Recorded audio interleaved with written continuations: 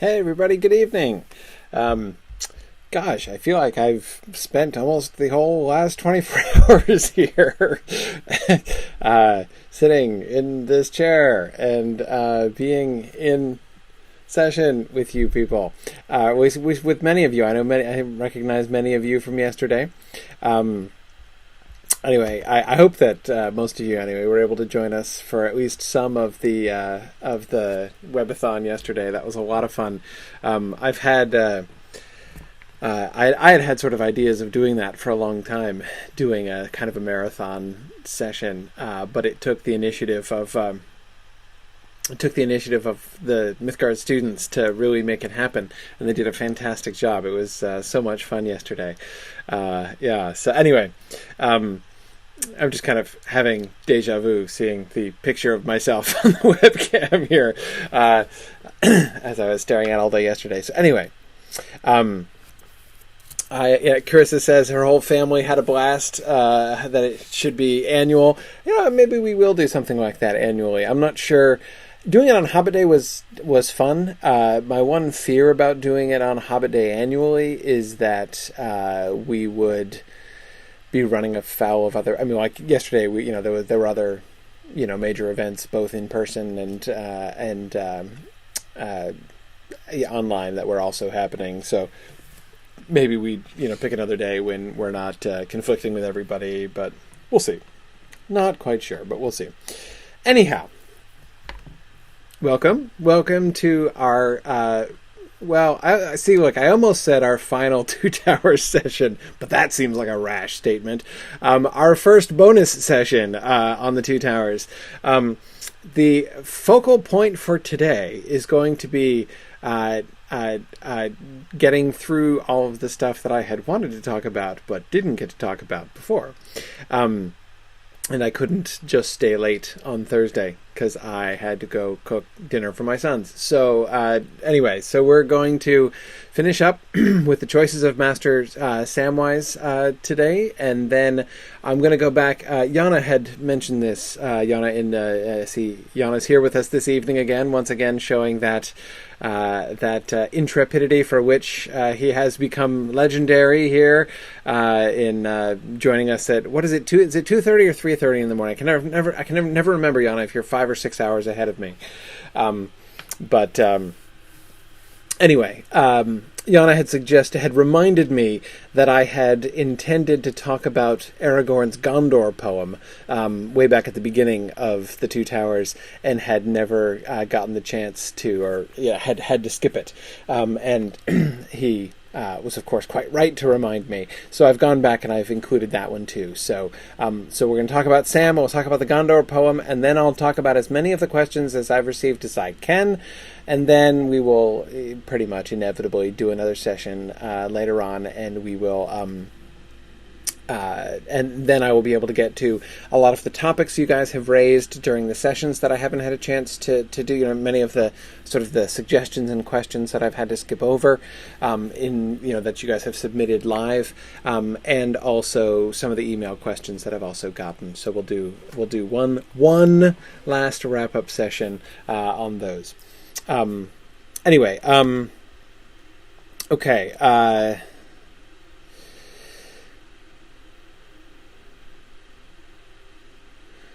Oh, that's a fascinating. Luke was just throwing out an observation. He's got to go soon because, of course, Luke has to get to class. He has his preceptor session for the Mythgard philology class in 20 minutes. But Luke was pointing out, it's interesting that each of the 3 volumes of The Lord of the Rings, Fellowship of the Ring, Two Towers, and The Return of the King, each ends with a Frodo leaving Sam episode. Luke, I had never thought about that. I had never noticed that. But yeah, it's true. The end of the Fellowship of the Ring, Frodo is attempting to depart and leave Sam behind and fails. In the end of the Two Towers, he's being dragged off by orcs with Sam in pursuit, but still they're being separated. And then, of course, he's leaving him at the Grey Havens at the end of the Return of the King. That's fascinating, Luke. I had never noticed that. I don't quite know what to make of that. I'd have to think about that a little bit more. It's not...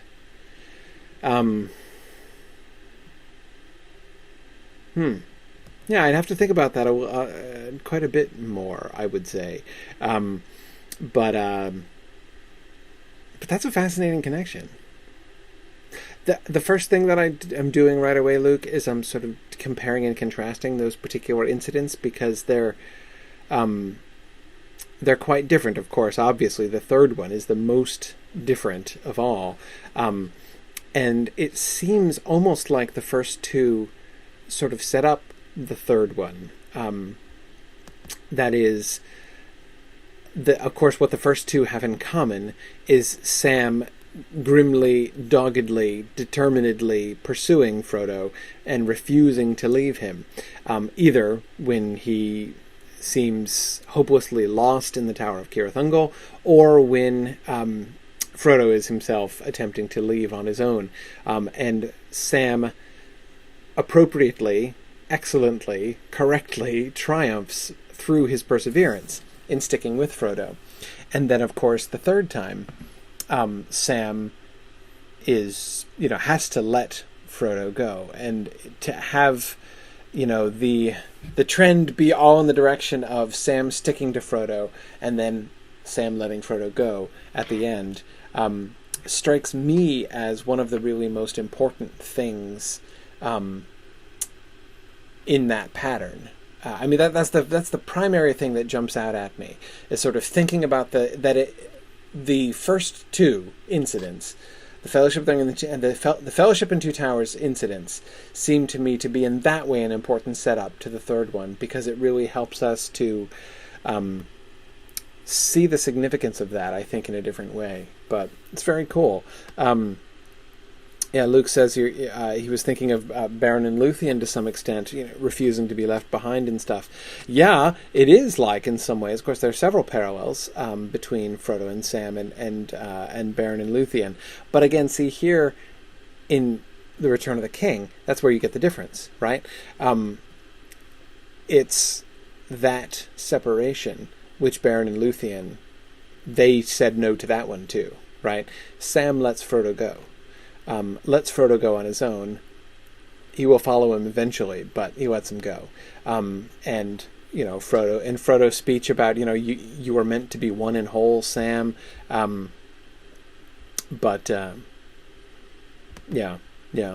So,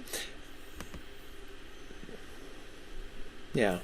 It's true, Yana Sam will make his way to Valinor, but I think it's important for the ending of the story. So again, we find out later on that happened, but not in the story itself, in the appendices and stuff. But so I wouldn't place the emphasis on their reunion. Certainly, the end of the Return of the King book is on their division, and that's the thing that I think makes it so importantly different. James says, given the final words of the novel, Sam's "Well, I'm back," do you think it's a statement of Sam's establishment of his own identity and his own life, as Frodo begs him to do at the Grey Havens, and that Sam cannot truly be at peace with his adventure until he has made peace with himself?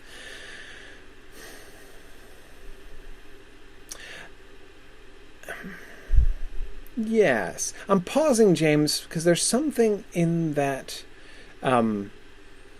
phrasing which makes me a little uncomfortable, and I think it's being at peace with himself, because I don't think that I don't think it's quite right. I see what you mean, but I don't think it's quite right to say. At least I wouldn't agree with saying that Sam is not at peace with himself exactly. Rather, he's divided, as he says. He feels that torn in two, right? He's divided between two duties. His duty and his devotion to his now wife and family, and more largely speaking, to the Shire itself, right? To that life, in fact, which is different from, but like that Shire, that Baggins-ish world from The Hobbit, right? Thinking of the Took and Baggins divide in The Hobbit.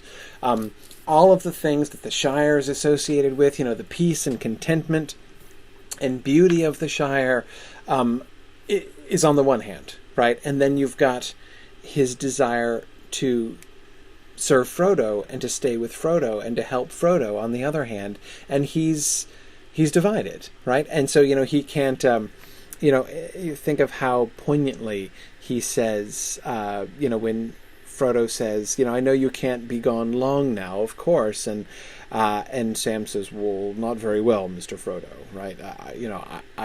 I wish I could go all the way with you, but he can't very well be gone. He's very conscious of this division in his own.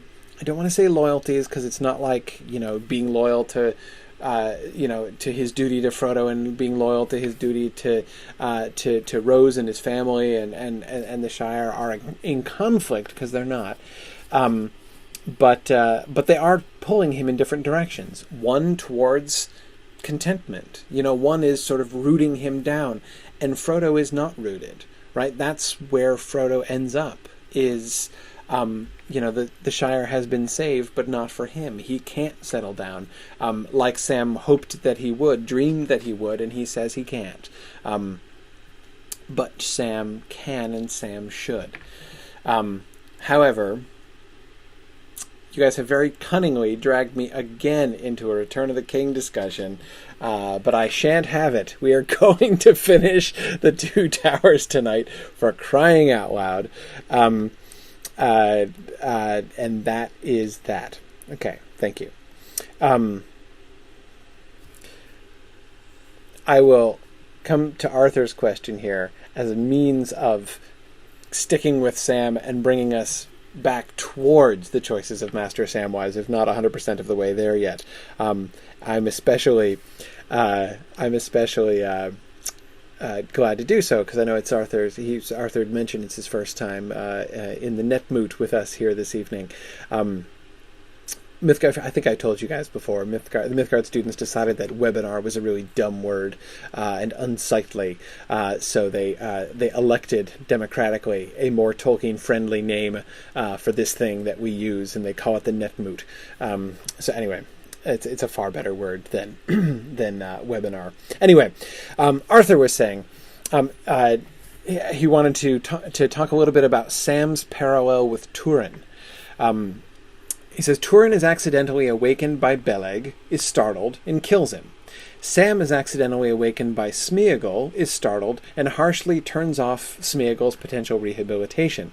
We know the chapter is entitled The Choices of Master Samwise. While there was no Silmarillion at the time of publication, I can't help thinking about this link, given Turin's tendency to make bad choices, and Samwise doing somewhat better in this area. You're right, and Arthur, recall, that parallel is deliberately suggested in one or two ways. After that, you're right about that waking up out of sleep and making a mistake. He doesn't stab Gollum, but you could say he might as well have, in one sense. But then remember, when Sam is underneath Shelob and he's trying to slash at her, he is compared with Turin, right? That, but Shelob was not as dragons are, right? And that no blade could pierce her, even if the hand of Beren or Turin wielded it. And of course, the parallel is to the stabbing of Glaurung from underneath by Turin. And then remember what happens right after this, right? What does Sam do? After he doesn't quite slay the monster, but overcomes the monster, and in the end by stabbing her from underneath and giving her a Glaurung-esque wound. We see him later on contemplating suicide. He looks at the point of his sword, doesn't talk to it, right? Sting doesn't talk back to him, so in that way he's different from Turin, but he contemplates killing himself. He contemplates running himself through with his sword exactly like Turin did. Right? So there are, again, immediately in the aftermath of having stabbed Glaurung underneath. Now, obviously, circumstances are different. Obviously, I'm not trying to say they're exactly the same. But what I am saying, though, Arthur, is that comparison is one which seems fully warranted. Now, you're right, of course. There was no Silmarillion at the time, and no one was equipped to make... Although the text does suggest the parallel, especially if you do, in fact, know that story, no one who read the story, again with the exception of a small handful of people, was equipped to actually make that parallel or make that comparison and look at the two of them. But it's really interesting to do so, and I agree that Sam does a better job. And I think thinking of his choices and the choices that he makes, it is interesting to contrast him to Turin. Hey, when I was devising the Turin scale, there were people who were suggesting that we need a separate unit for measuring of good choices. Maybe the Samwise should be the unit, really. I kind of like that even better. Anyhow,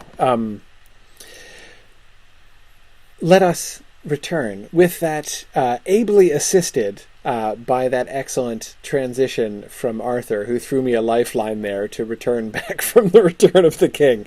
Let us go back to Sam here. I read this passage last time. We didn't get too much time to talk about it. I want to just kind of look at this again so we can have it in our mind freshly when we go to the next passage, which is the one that I really asked you to look at. Those of you who were with me in class on Thursday, who have been able to listen or watch it since then, I asked you to look at the Sam's debate passage. But let's look at this again because I think this is a really important setup for it. "What shall I do? What shall I do?" he said. "Did I come all this way with him for nothing?" And then he remembered his own voice, speaking words that at the time he did not understand himself, at the beginning of their journey. "I have something to do before the end. I must see it through, sir, if you understand." "But what can I do? Not leave Mr. Frodo dead, unburied on the top of the mountains, and go home? Or go on? Go on?" he repeated, and for a moment doubt and fear shook him. "Go on? Is that what I've got to do? And leave him?"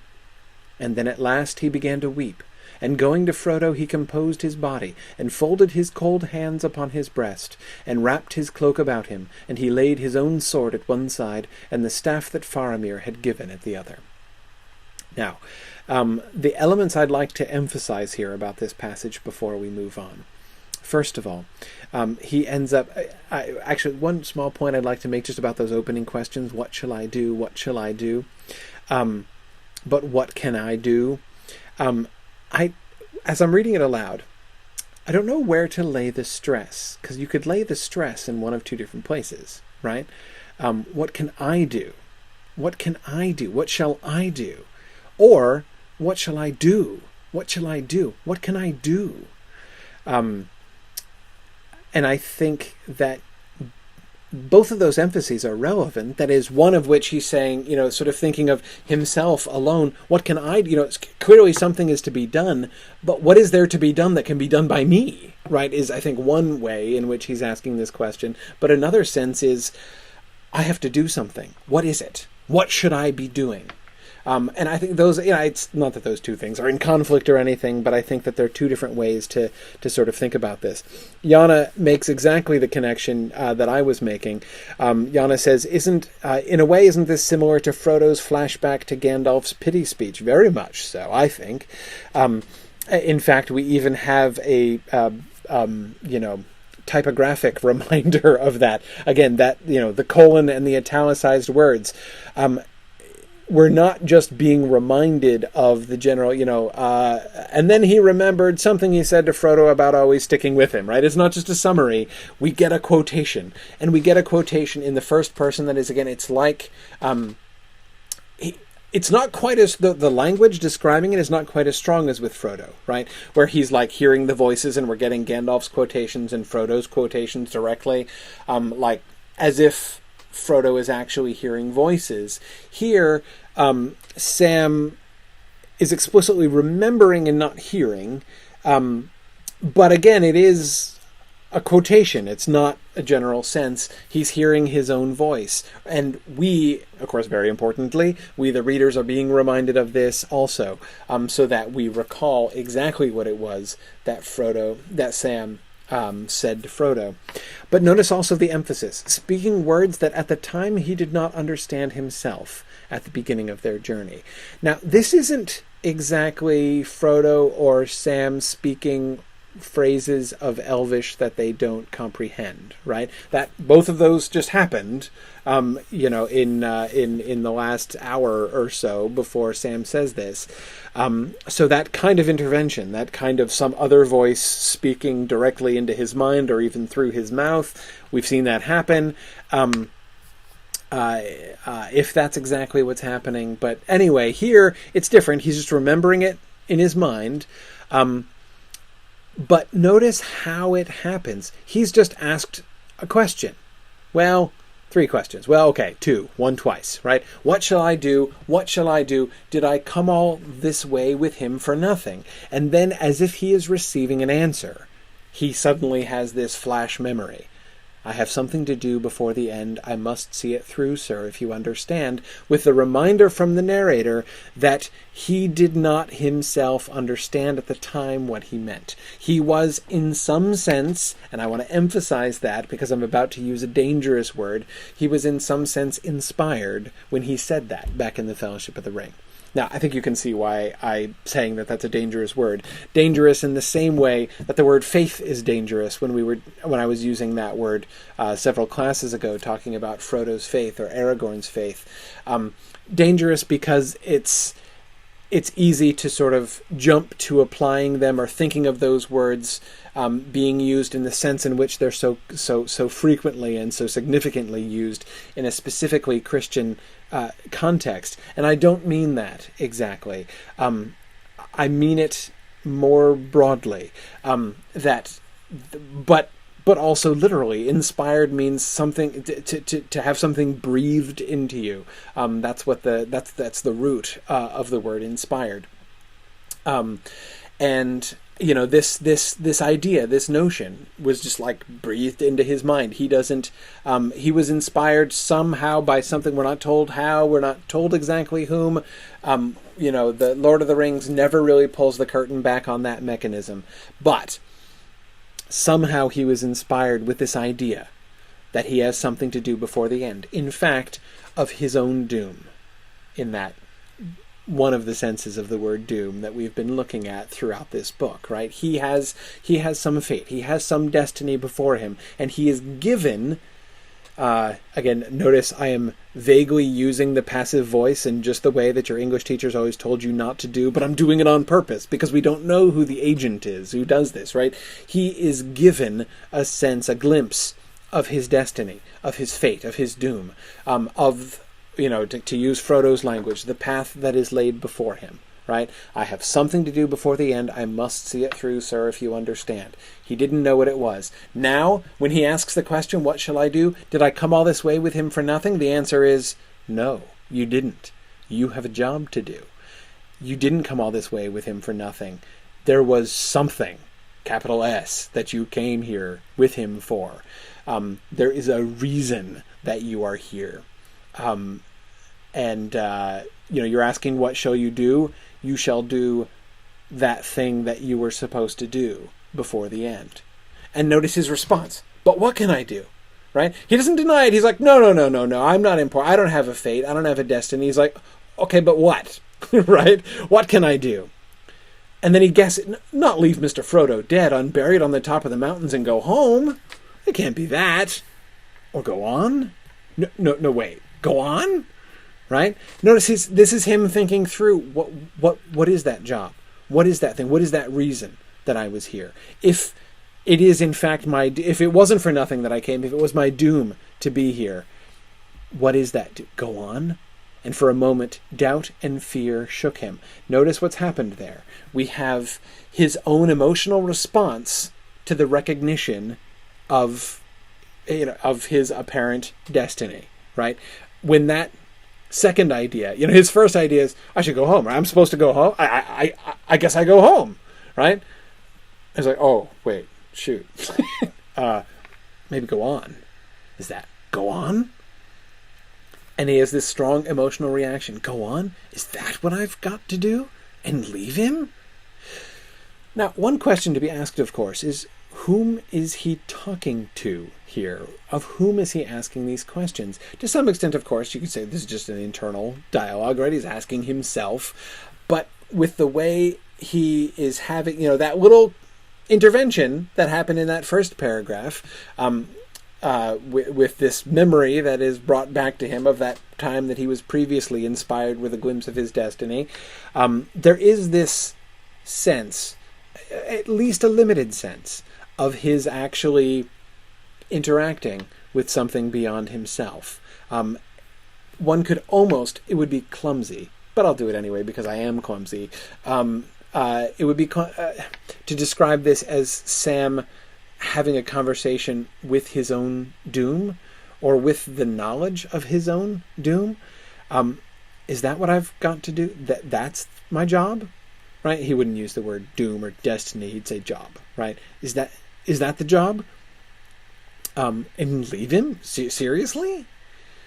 Then at last he began to weep, and going to Frodo he composed his body, and folded his cold hands upon his breast, and wrapped his cloak about him, and he laid his own sword at one side, and the staff of that Faramir had given at the other. Sam is responding emotionally in one way, right? Doubt and fear and weeping. But his actions immediately bespeak decision, right? And leave him, he says, as if he can't even comprehend this idea. And what does he immediately do? Lays Frodo out for a funeral, like he's going to leave him, right? He's not going to lay him out like this if he were going to do something else, right? He seems already, at least in one sense or to some extent, to have made up his mind, right? He knows, having queried it, he knows what his job is, it seems. But he's not done thinking about it. He still then comes to the debate that we were looking at before. Now let me pause, and I know I'm not going to be able to get to all of your comments here. Jordan is wondering if Sam is putting too much faith in fate at this point. Seeing if this is what Sam's purpose was for the journey, then when the real purpose was given him at the beginning, don't you leave him, Samwise Gamgee, to use the movie quote. Now,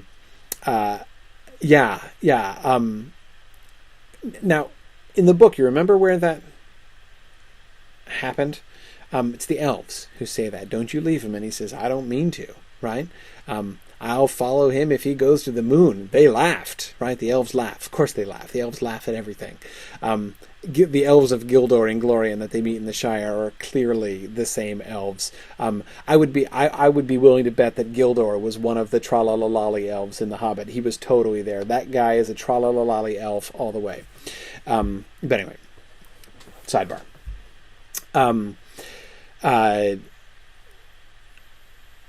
So Jordan, but that's exactly the question. Is he putting too much faith in fate? Is he mistaken about this? And he seems himself to have doubts, which is why he's going to go on to have his little debate.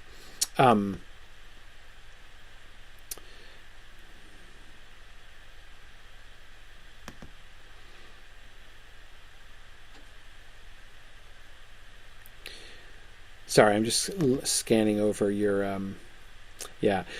Luke, that's a really great point. Luke says, I love how each of his options are a go, either forward or backwards. He doesn't contemplate staying or not going yet. You're right. His first two impulses is, I guess I go home. Or wait, I go on. Right, you're right. It's, staying doesn't occur to him yet, as you say. And that seems appropriate because he seems immediately to recognize, even to assume, that is, it's not, as you say, Luke, it's not part of his initial debate, right? His response is to say, to stay is to do nothing, right? Now, it's suicide, explicitly. Of which he says, that is to do nothing, not even to grieve, right? So it's suicide, which is the real cipher option, to do nothing. But again, to stay there until what? Like, for what goal? To what end? Is not something that occurs to him right away here. But let's go on to the debate.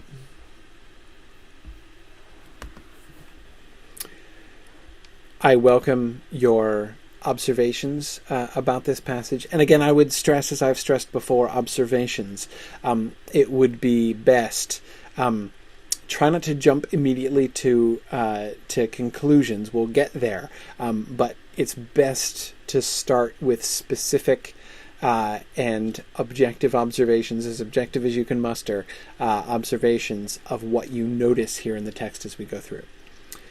"What am I to do then?" he cried again, and now he seemed plainly to know the hard answer. See it through. Another lonely journey, and the worst. "What? Me? Alone? Go to the crack of doom and all?" He quailed still, but the resolve grew. "What? Me take the ring from him? The council gave it to him." But the answer came at once. "And the council gave him companions so that the errand should not fail. And you are the last of all the company. The errand must not fail." "I wish I wasn't the last," he groaned. "I wish old Gandalf was here, or somebody. Why am I left all alone to make up my mind? I'm sure to go wrong. And it's not for me to go taking the ring, putting myself forward."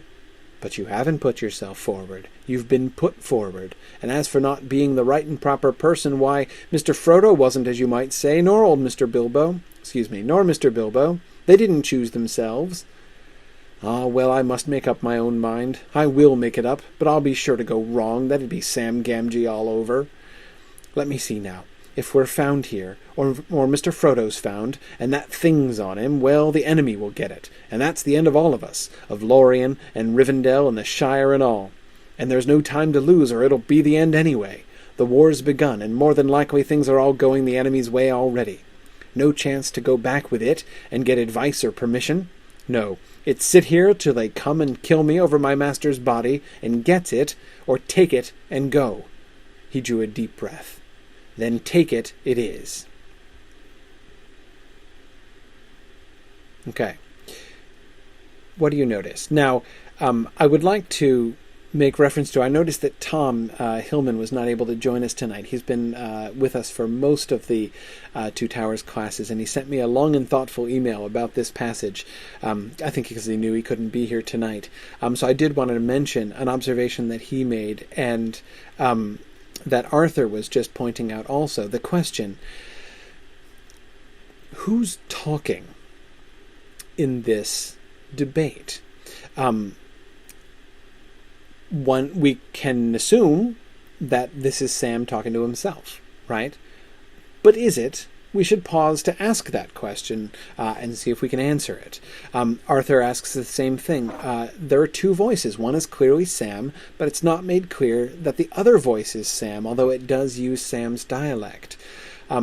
Yet Tom was suggesting, if you follow up the hint provided by the that flashback scene that we were talking about, that Yana was pointing out, that parallel to Frodo's flashback to his conversation with Gandalf. We already have in Sam's consciousness prior to this that kind of intervention in his mind, right? He's being reminded of this, this flashbulb memory is being sort of planted in his mind as it was for Frodo. We've had on several occasions some voice sort of speaking either directly into somebody's mind or even through them. Again, we've had them spouting Elvish that they didn't know. We've had Gandalf's voice, the capital V voice, in Frodo's mind at Amon Hen. So Tom is right to say that there is enough precedent to think that it's plausible that Sam is actually having a spoken conversation with somebody instead of just with himself. There is a shift, as a couple people are pointing out. We do get a shift. Remember, we were paying close attention to the pronouns when we were looking at Gollum's debate. We get a pronoun shift here too, right? What me alone, what me, take the ring from him, and you are the last of all the company. I wish I wasn't the last, but you haven't put yourself forward. I must make up my own mind, right? We do get that shift from first person to second person.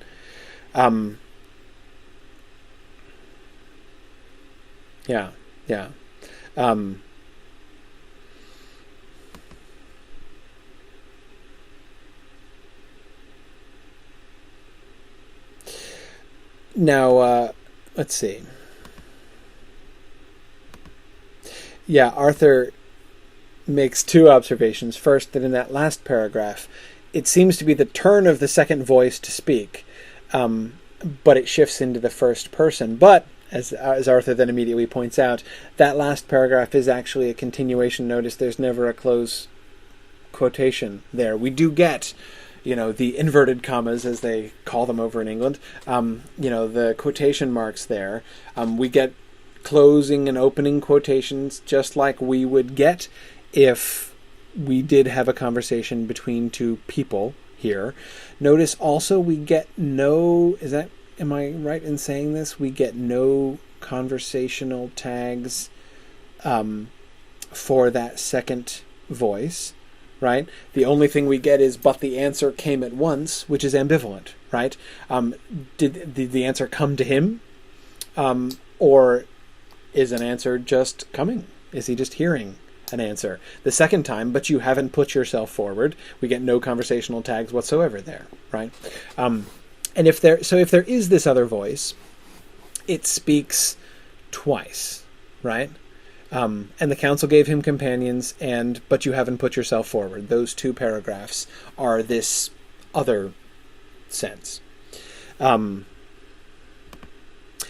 Chuck and James have both raised a relevant question. Chuck Snow and James Spahn both raised a very relevant question here, which is, could this be the ring? We should keep in mind that we do have another entity present, right, who is not an ethereal voice, but does in fact have a will, and we have seen influence people's minds directly, and certainly played a big role in Gollum's own internal debates, even in sort of creating the frame of mind in which Gollum does talk to himself that way. Yeah. Now, Dime asks, weren't there editorial issues? Can we trust the inverted commas? You're right, Dime, to be cautious about that. That's exactly the kind of thing that you should never just take for granted, because it is exactly the kind of thing that editors and proofreaders would change in a heartbeat without a qualm. And that's the kind of thing that does happen. Now, Tolkien tried to be pretty vigilant about changing those back if he found that the proofreaders had made alterations of this kind. But of course, Dime, as you point out, sometimes there are subsequent editors who have made changes. I was telling the story last night in the Webathon about the famous and hotly contested case of the ponies, the 6 ponies that are saddled up and ready to leave Crick Hollow, which was changed in a recent edition of the Lord of the Rings to 5 ponies, because the editors thought it was a mistake, having forgotten about Fatty Bulger's pony, which he would have ridden out and ridden back. Led to big fights. But anyway, so Dime, you're right. We shouldn't build an argument around that. We'd really have to go back and look at manuscript evidence to support this. But anyway, so we can't construct a case around that, but it is it's still something I think that we can that's worth seeing and noting. Again, we can't have it be our primary piece of evidence. My bigger question here is, okay, back to the ring issue. Could the ring be influencing him? Give me some arguments for or against. What does that fit? If the ring is influencing him, it would be out of character. There's never been any instance, unless I'm forgetting one, there's never been any instance of the ring actually speaking to somebody, that is actually putting words, like, getting its own dialogue. The ring has never gotten dialogue. It has induced dialogue. It seems to plant ideas in people's mind, and to influence them to think in certain ways and therefore perhaps say certain things. But we've never had an instance of the ring speaking. Now, you could argue, well, of course, the ring's never been this powerful. It's never been this close to Mordor. It's gaining in stature. Sure. But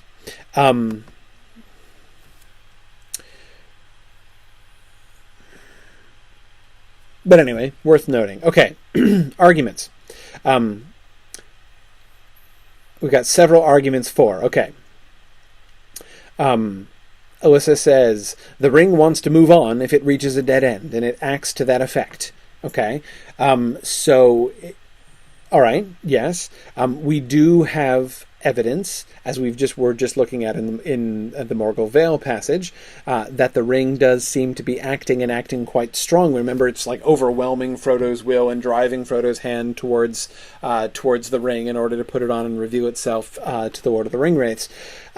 We have plenty of evidence that the ring is wanting to take action to reveal itself, urging Sam to take it so that it could be found. One could argue that that's something the ring would want to do. Maybe. James says, the ring preys on fear and negative emotion and gets stronger the closer it gets to Mordor. The ring makes you think they're your thoughts. Yes, that's right. Though, James, what I want to see here is, okay, we do get plenty of negative emotion by Sam, of course, fear and dread and grief, but basically, if the ring is acting here, I gotta think the ring is acting on either one side or the other of this debate, right? That if maybe I'm just being overly simplistic in how I'm looking at it. But the way that makes most sense to me to look at this is if one of these two things is a ring-induced perspective. No, wait. Let me come in again. Box myself in. If the ring is influencing him, one or the other of these two debating courses is going to be ring-influenced. And so my question is, which one? Which one? Sorry, Jessica suggests that it's Sting speaking, just like Ed Turin Suicide. You got the sword, of course, is speaking up. Yeah, there's precedent. There is precedent for that kind of thing. Though in the past they've only ever spoken while being spoken to. Arthur says, one would think that if the ring spoke, it would be to influence Sam to leave it where it will be found by the bad guys. See, Arthur, I'm a little torn about that. I mean, it depends on exactly how knowing and wise we deem the ring to be. That is, how much forward planning the ring is capable of doing. Of course, we know that the ring is going to be saved, that we know, because we know it's about to happen, that had Sam left the ring with Frodo, the ring would have been found by the orcs. And so therefore, the truly shrewd thing for the ring to do, if the ring were taking a hand in this, is to get Sam to leave it instead of Sam to take it. But that's not proof to me, because to say that it's perfectly plausible to me that the ring influences Sam to take it from Frodo, but unfortunately for the ring, ironically, the ring's own action turns around to circumvent it, that would be absolutely par for the course. So that, to me, is no evidence that that's not the ring. The fact that the ring's attempt to reveal itself turns out to backfire, that's what always happens. So again, that to me, that's... Now, Jordan makes a point, and Jordan, you're thinking exactly what I'm thinking. Jordan points out that it's also what is being said here are very unring-like ideas. This doesn't sound like a ring-induced monologue. I agree. That, to me, I don't believe that the ring is acting here, and that's why I don't believe. Neither one of these voices sounds like the ring or somebody influenced by the ring, right? People influenced by the ring start saying, like, fantasizing about being Gollum the Great and having fish from the sea, or becoming a king benevolent and wise,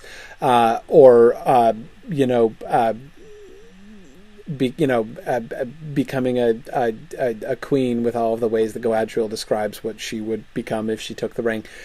You know what I mean. What do we see in both of these sides?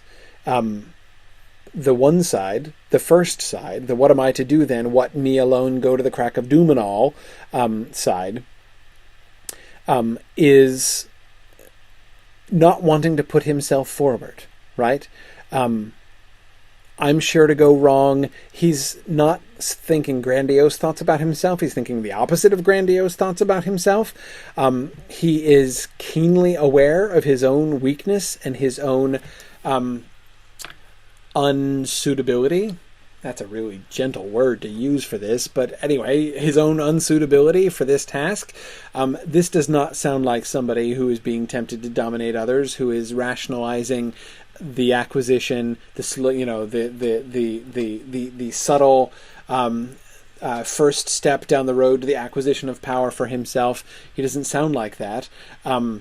His reasoning at the end, here, notice I'm sticking with the first voice here, looking at what the first Sam voice, the character, what that emphasizes. If Mr. Frodo's found and the thing's on him, then the enemy will get it, and we don't want that, right? That doesn't seem... Okay, I mean, if the ring is doing that, maybe it thinks it's deceiving him into taking it. It's like using reverse psychology on Sam. Maybe again, but no chance to go back with it and get advice or permission. Is that rationalization, right? I've got to take it and go. I don't think that's ring-induced monologue. I think that is like triumphantly ironic parallel to ring-induced monologue. Notice the capitalization of it. No chance to go back with it. And gets it. Or take it and go. Does that sound like anybody to you? Right? We wants it. Take it. And this is exactly how Gollum talks about it. Right? We wants it. We wants it. Give it back to Smeagol. This is, that significant use of the it pronoun. Then take it. It is, right? Then he fulfills Stinker's fantasy of reaching out and taking the ring off of Frodo's comatose body, right? So there's a real parallel at the end of this debating which. However many voices are actually, whether or not it's Sam actually speaking to himself, we certainly should all be thinking of the Slinker and Stinker conversation, right? I mean, I think the parallel between those two, and this is something we've seen throughout this book, right? Lots of these kinds of parallel scenes, where I feel like the text is really inviting us to make these comparisons. So we've got Smeagol's debate and Sam's debate. There are different dynamics involved, of course, but we're clearly comparing them. They end exactly the same way, right? That is, with somebody clawing towards the neck of Frodo to take the ring. But my point is not, in fact, that Sam and Stinker are the same. That Sam is being overcome by the ring. He's clearly not being overcome by the ring. The parallel establishes the contrast. The spirit with which he takes the ring, the spirit of the unwillingness, genuine, not, I believe, rationalized unwillingness. They're like, oh, no, really, I shouldn't. No, I'll just take it for a little bit. I really don't want to, but, okay. No, I really do not. That's not how I hear Sam talking there. He has to talk himself into taking it because that destiny is upon him, that doom is upon him, and then he does take it. And again, it's the contrast between him and Stinker. He is the anti-Stinker when he reaches out and takes the ring from Frodo in completely the opposite spirit to how Gollum wanted to take it from Frodo. And so I don't believe that voice number one, that doesn't sound like the ring to me. That doesn't sound like the work of the ring. How about voice number two? Less so, I would say. The council gave him companions so that the errand should not fail, and you are the last of all the company. The errand must not fail. Well, there's a little bit of an impulse towards grandiosity there, I guess. You haven't put yourself forward, you've been put forward. And as for not being the right and proper person, Mr. Frodo wasn't, nor Bilbo, they didn't choose themselves. Is this rationalization? No, I think it's reasoning. not rationalization. I think that this is, he is, what I hear here is not the ring. What I hear here is a continuation of what we saw before in the previous passage. That is, Sam in his own agency, Sam in his own will, Sam, Hobbit of the Shire, thinking of that previous passage about Frodo that we talked about last time, wrestling with this idea of his doom, this idea of his destiny. He has a sense, he's had a sense for a long time that he had some significant job to do, that he had to see it through. And now he knows the hard answer, see it through. Again in italics, again in the words of that premonition, that inspiration that he had way back in the Fellowship of the Ring before he'd even left the Shire. He's known that he had something to do and he had to see it through, and now he is attempting to see it through. That voice, I do believe that Sam is speaking both sides of this. I am receptive to Tom's theory, which again Arthur was also suggesting. I don't know, Arthur. I don't know if you're as committed to it, but I am not wildly opposed to the idea that he is hearing some other voice, but the answer came at once, and that it's coming from outside him. I'm not convinced. I don't believe it. I believe that the answer is coming to him. This time, though, before it was just coming into his mind. It came into his mind in the memory. It came to him. We saw it before. Remember, just going back for a second. But what can I do? Not leave Mr. Frodo dead, unburied on the top of the mountains and go home? Or go on? Go on? The answer just came to him, right? What can I do? And he receives the answer. Now, he's receiving the answer again. But the answer is now coming in words, and they are his own words. As Arthur, as you were pointing out, it is in his dialect. This sounds like Sam. Sam would say, why Mr. Frodo wasn't, as you might say, nor Mr. Bilbo. That sounds like Sam, right? It's Sam's voice. It's Sam's tone of voice that's speaking. I think, therefore, what we have here in that previous scene, that previous initial debate, that first recollection of his destiny, we see Sam kind of encountering or confronting this sense of his doom, of his destiny, of the job that has been set for him. Now he has internalized it to the point that he can advocate for it, he can speak for it in his own voice, right? We have him now, Sam Gamgee, simultaneously voicing the two different sides. He has known for a long time that he had this doom, that this doom was upon him, and that he was fulfilling it, and that he had to fulfill it. And that gives him arguments to defeat the arguments which are a little bit desperate of his own personal will, right? Of his own personal identity, of Sam, the Hobbit of the Shire. What, me alone go to the crack of doom and all? Me take the ring from him? Notice the italics there. Me take the ring from him? Right? Me, Sam, the servant, step forward and take the ring from Frodo? So put myself forward in that way?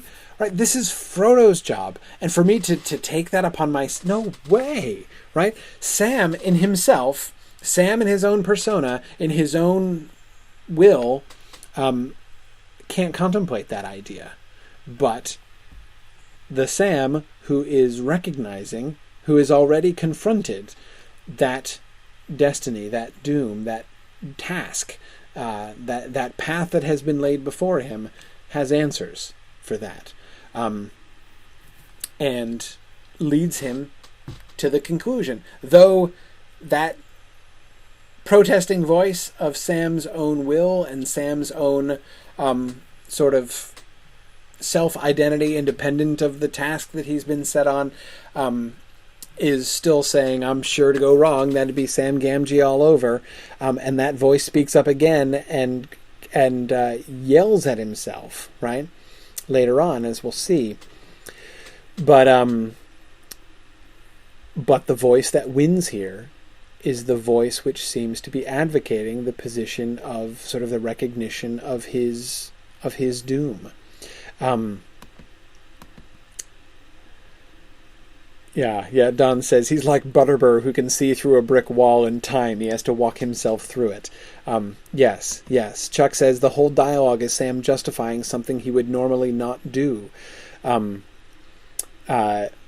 Yes, and Chuck, I agree. A couple of you have pointed out the fact that we do get a clear, certifiable, undeniable instance of Sam having a ring-induced monologue, right? And that's the vision of himself turning all of Mordor into a garden, and a garden swollen to the size of a realm. That's at the beginning of the Return of the King, and thus I shall not be drawn into talking about it tonight. But Chuck, you are absolutely right. It is that passage more than anything else.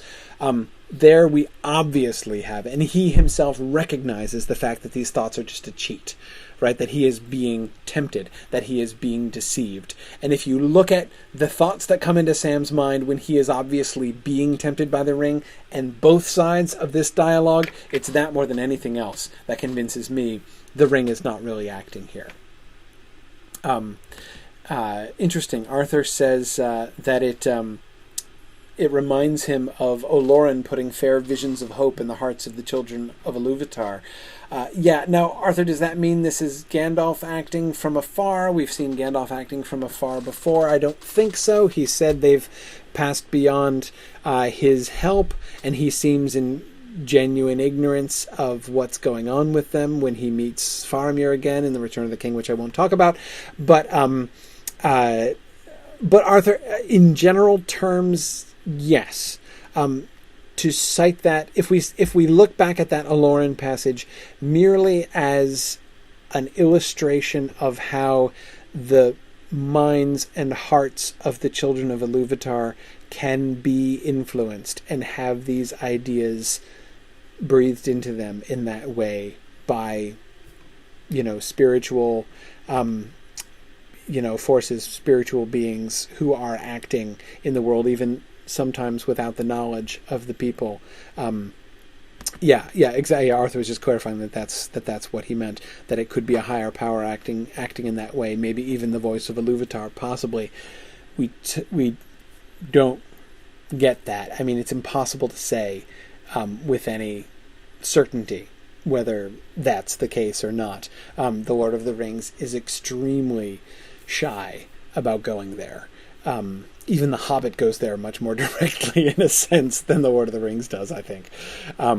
But anyway, so that's my reading of the debate. That it seems to me to follow on what we saw before with that internal debate, which is now being sort of externalized in the fact that he's now giving voice to it. But again, there I see that as a stage in Sam's integration of that idea into his own, that again, now he himself is able to give voice, not just to respond to these thoughts, the thoughts that the recognition or the recalling, this, what I was calling him, his confrontation with his doom, with his destiny, were presenting to him, but now he's actually articulating the arguments of that doom.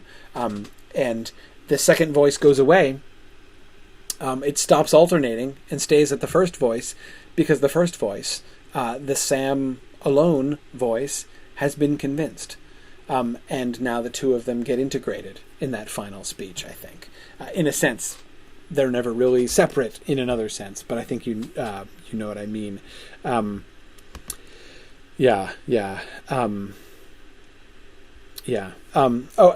I do want to clarify in saying that about how shy the Lord of the Rings is about talking about Iluvatar directly or anything like that. I'm certainly not trying to argue that. I'm not trying to build that into an argument against the concept of providence or the presence of God in this story. I think that it's certainly either directly or indirectly what I think is happening here. That is to say, I think one could have a debate, is it Iluvatar who's acting directly in the events of the Lord of the Rings, or is it the Valar who are acting directly? And to me, the answer there is a little bit academic. not that it's a totally insignificant question. It's not an insignificant question, but it doesn't solve any big mystery to me. The question is, are there, is the power for good? Is providence, the providence which is, indicated and enacted through the music of the Ainur? Do we see that acting? Are we being reminded of the presence of that, at times throughout this story? Yes, very much so. What I'm hesitating with, Arthur, is simply not wanting to go too far in rendering explicit things that the text itself doesn't render explicit, because when we do that, we start getting on kind of shaky ground, and it's easy to start making leaps from there, which will take us away from the text a little bit, if you see what I mean. I tend to be cautious in my approach to that kind of thing, if you see what I mean. Yeah. Good. Yana says it's the low to the ground Hobbit perspective again. The Hobbits aren't aware of the Valar or Eru. They just don't think of it that way. So we don't get any kind of that sort of talk. Yana, I think you're probably right that if this story had been told from, say, an Elvish point of view, if we were getting, if the textual history of the Lord of the Rings didn't start at the Red Book of Westmarch, but instead started with a record made by a scribe in Rivendell, having compiled, having heard the accounts of the travelers and talked to Gandalf and Elrond and Galadriel before their departure, and Celeborn afterwards, and then sat down to write the version of the story which might have sounded more like the Silmarillion. Would the story have sounded different? Yeah, well, I'm sure it would. But Jan, as you say, that's not the story we get. Kay says she'd like to read Tolkien's version of The Lord of the Rings. Me too, actually. That would be awesome. Yeah, and Arthur, I agree. Probably a Númenórean would explain it in a more theological way. That also seems fair to me. Had Faramir written this story, would he have written it differently? Yeah, I think he would have. Yeah, but let's carry on with Sam. Here's Sam realizing that the orcs have found Frodo. With a dreadful stroke, Sam was wakened from his cowering mood. The ring has induced a cowering mood upon him when he puts it on. They had seen his master. So notice, by the way, the ring is affecting him here, and notice what the ring brings him. The ring puts him into a kind of paralysis, almost. Inaction is what the ring seems to inspire in him. Whereas, again, coming back to the point that Luke made immediately before he bailed, very appropriately and responsibly, to go attend class, Sam's first thoughts are, which way do I go? Right? Not, do I do nothing? The ring freezes him. Anyway, okay. They had seen his master. What would they do? He had heard tales of the orcs to make the blood run cold. It could not be borne. He sprang up. He flung the quest and all his decisions away, and fear and doubt with them. He knew now where his place was, and had been, at his master's side, though what he could do there was not clear. Back he ran, down the steps, down the path towards Frodo. How many are there, he thought. 30 or 40 from the tower at least, and a lot more than that from down below, I guess. How many can I kill before they get me? They'll see the flame of the sword as soon as I draw it, and they'll get me sooner or later. I wonder if any song will ever mention it, how Samwise fell in the high pass and made a wall of bodies round his master. No song. Of course not, for the ring will be found, and there will be no more songs. I can't help it. My place is by Mr. Frodo. They must understand that. Elrond and the council and the great lords and ladies, with all their wisdom, their plans have gone wrong. I can't be their ring-bearer, not without Mr. Frodo. So Sam chucks it all up. Keep in mind, he does not yet know that Frodo is alive, right? He still believes Frodo is dead. What he is contemplating here, and this was not an option he had had before. Remember, go home or go on. That brief flirtation with, I can't, even just to say I can't really take the ring back to get advice or permission. Right? I can't, go back to Minas Tirith and regroup. Right? That's not an option. at none of those points had he contemplated, I'm just going to stand here by Mr. Frodo and make a wall of bodies around his corpse when the orcs find us. That hadn't been on the table before. Now all of a sudden it's that weighed against taking the ring and going, and he immediately chucks the quest, chucks his destiny, doom out the window. I'm going to go back and I'm going to doesn't it sound in this passage like Sam has all of a sudden been reading way too many Norse epics? Doesn't this all sound very frightfully Germanic? How many can I kill before they get me? Is that how many Germanic epics could be summarized with that one question, right? Or how many Germanic heroes could have asked exactly that question? That's where he goes, and he says, "I was wrong. Elrond and the council and everybody." Their plans have gone wrong. I can't be their ring bearer. I regret the choice that I just made.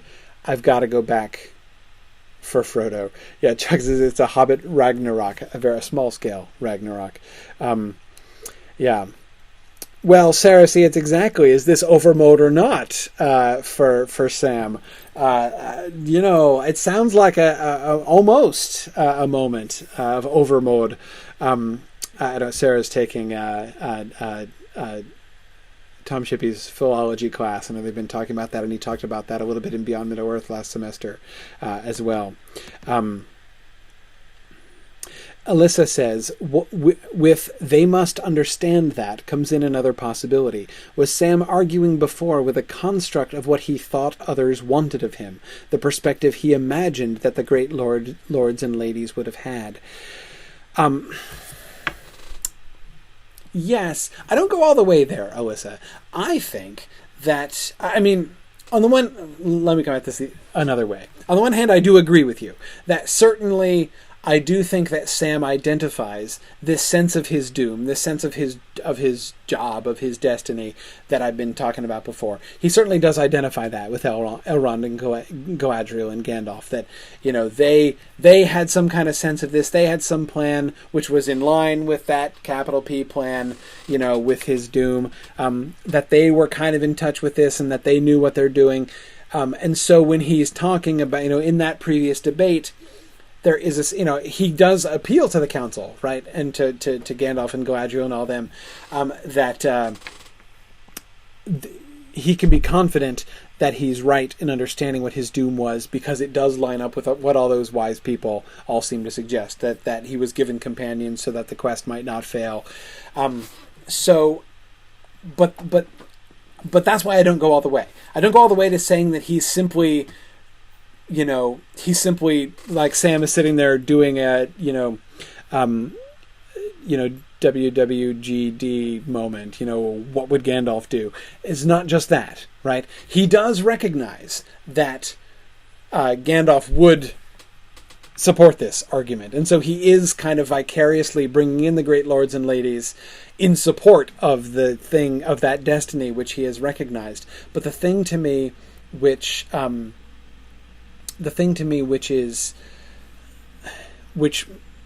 prevents me from really going all the way with that reading is that first sense, that first premonition of his destiny, which came to him while in the Shire, didn't come from the council, didn't come from Elrond, didn't even come from Gandalf. It was just something that came to him. He's got something to do, and you could say it came after his encounter with the elves. So there was perhaps arguably a great lord involved, but I don't think so. It's not about the council. It's not about these other things. And he's never referring back to Gildor in that way. No, this seems just to be, that was the occasion on which this was stirred.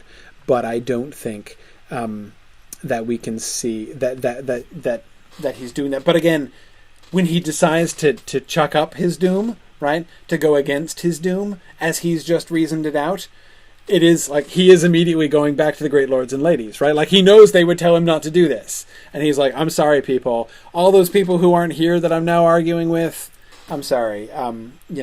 Your plans have gone wrong. He's not speaking in the second person, of course. I can't be their ring bearer. This isn't going to work. Not without Mr. Frodo. So he's going to go back. Again, remember, Mr. Frodo is dead. As far as he knows, right? His decision, not without Mr. Frodo. This is not a, I'm not going to leave you, Frodo. This is a, I'm not going to leave your body, right? I'm going to go and, because I cannot bear the thought of orcs mutilating and probably eating Mr. Frodo's body, I'm going to go and... I don't want to just say commit suicide because it's different from casting himself upon his sword. He's had the suicide thoughts and he's not going there.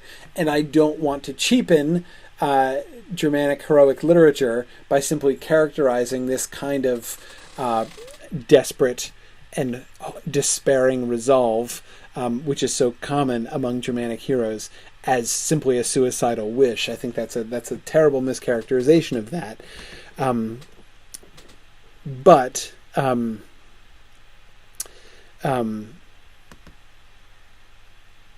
anyway, it's despair. Certainly, it is a despairing resolve on Sam's part, even if it's not an actively suicidal resolve on Sam's part. Not without Mr. Frodo sounds to me like Sam voice number 1 reasserting itself. Right? It was briefly talked into this. To taking up the mantle of doom, and out of necessity becoming the ring bearer. But now it's turning back away from that. So now my question is he right or wrong? And which time? Is he right the first time and wrong the second time? This one, when he's going to go back and make a wall of bodies, is the second time. His decision to take it and go is the first time. Was he right the first time and wrong the second time? Or was he wrong the first time and right now, that he should not have left Mr. Frodo? Or is he wrong both times? He can't be right both times. I think that's not possible, logically. But he could be wrong both times, conceivably.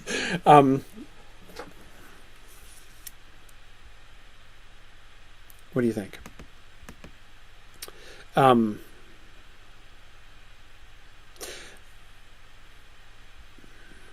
Carissa thinks he's right both times. Yeah, Kay says, my trouble is Sam thoroughly convinces me that he's right both times.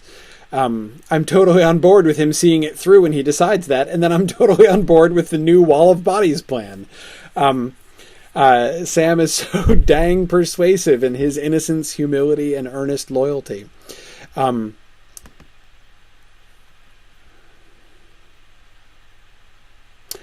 Don says he's right the second time. Service is the greater good.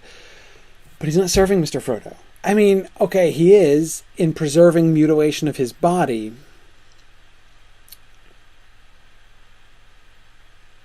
But he's dead.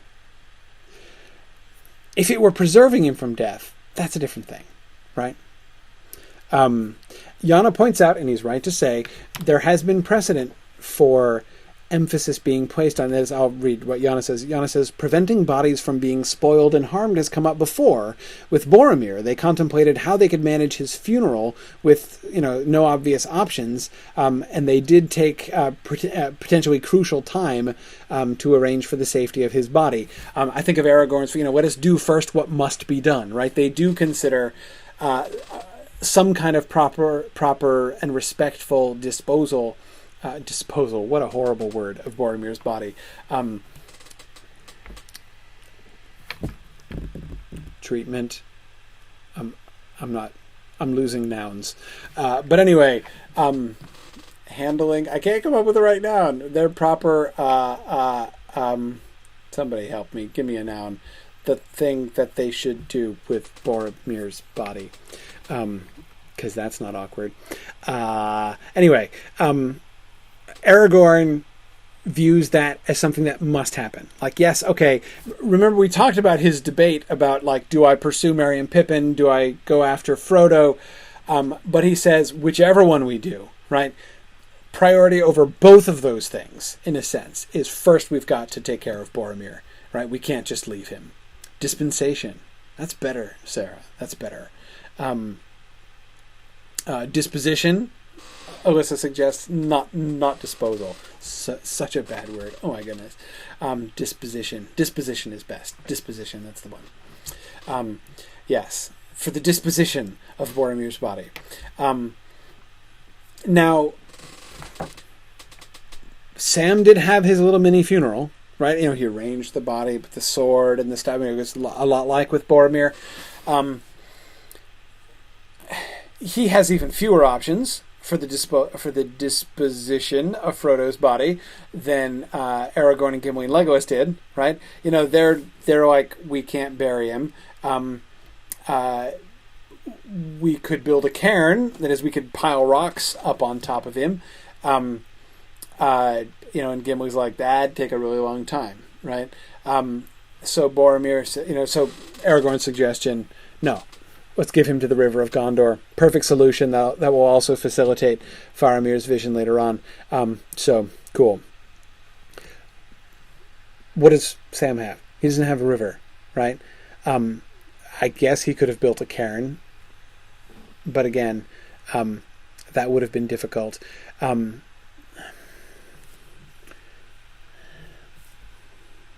not sure how relevant this is, but just to throw this out there.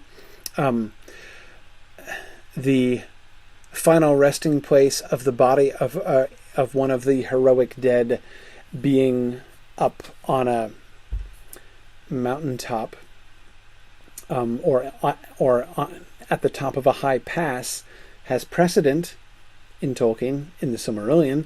That's where Fingolfin's body ends up, for instance.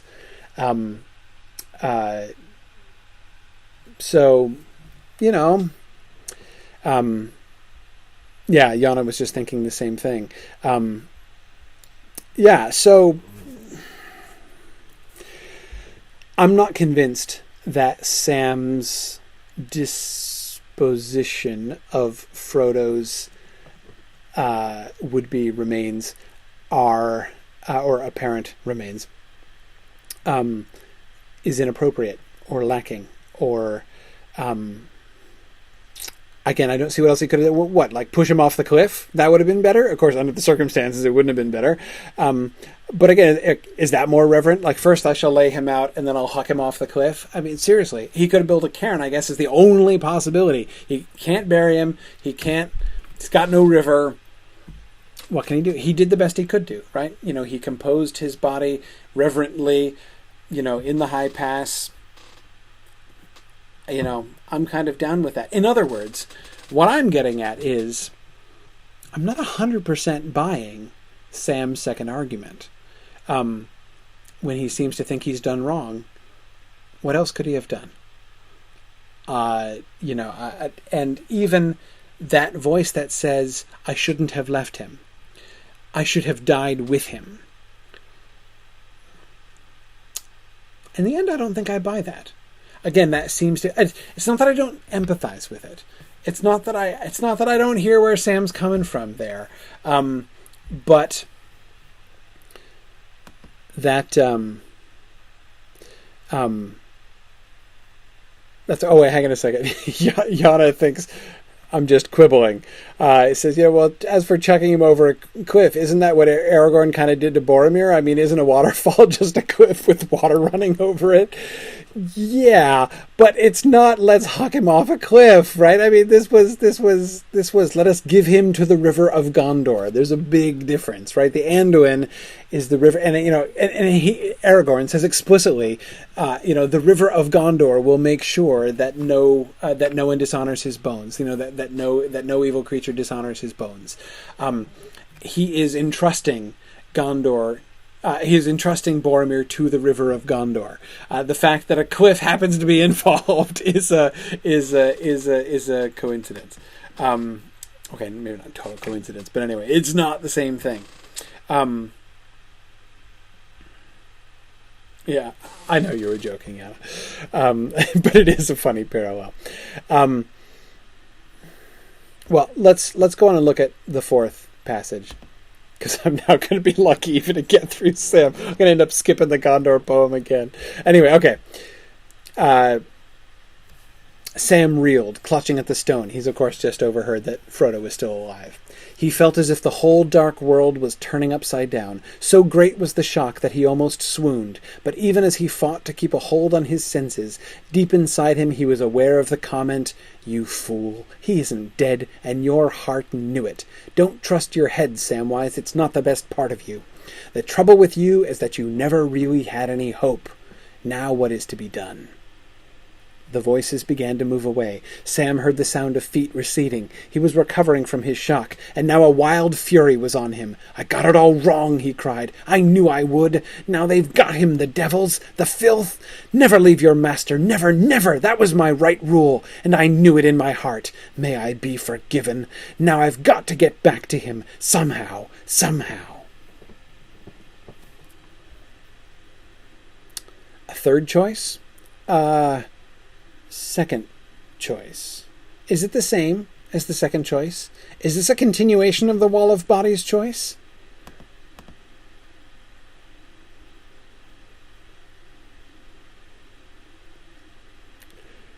Alyssa is trying to draw me into another Return of the King discussion, but I shan't be drawn, Alyssa, but I will mention your point anyway.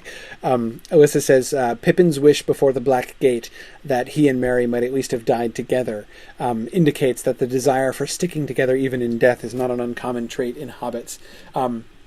Yes, I agree. So certainly in that way you could say it's not just a Sam suddenly becoming a Germanic hero thing. That this is also, an expression of something sort of more organically hobbitish in that sense, perhaps. But anyway, back to my question about whether it's a continuation. Kay says yes. Arthur says no, because now he has hope to go on. I agree, Arthur, there's a distinction there. In one sense, they are very similar. But I do think that there's an important distinction in that sense that before it was a choice of despair, right? He is rejecting faith in the sense we were using it before. That faith, remember, Frodo was showing faith, Aragorn was showing faith in destiny, in doom, in providence, right? That things are happening in such a way for a reason.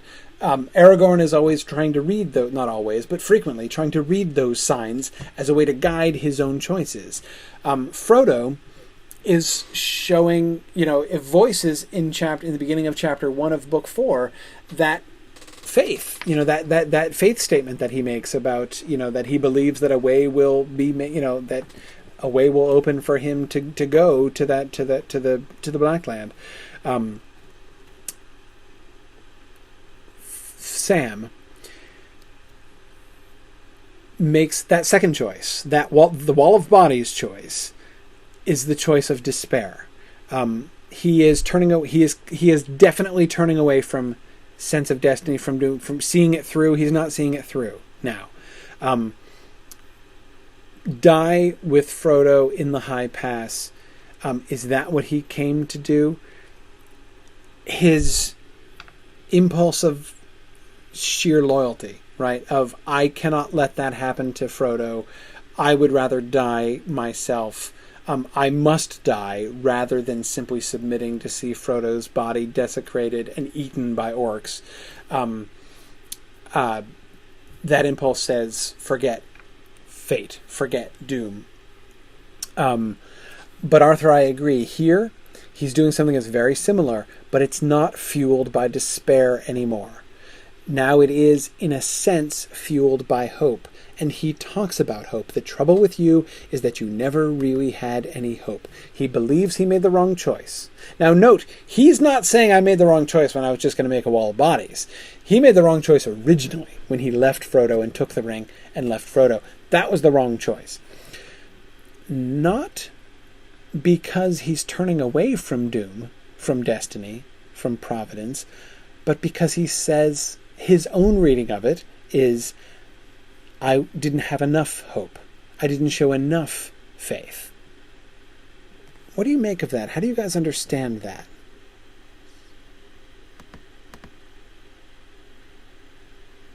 Yeah, K, I agree. We can definitely categorize. K sort of saying we could identify. Option one is the quest above all else, right? The sort of the higher destiny, the higher job. Option two is don't you leave him above all else. Right. Exactly.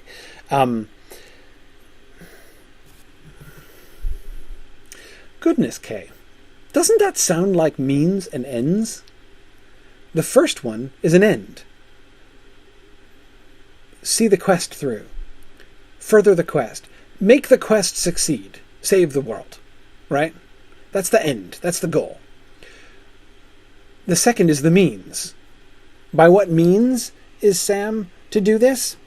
Don't you leave him. Right? Stick with Mr. Frodo. That was his right rule. Never leave your master. That was the means that he turned away from. In the second choice, he turns away from the end entirely, right?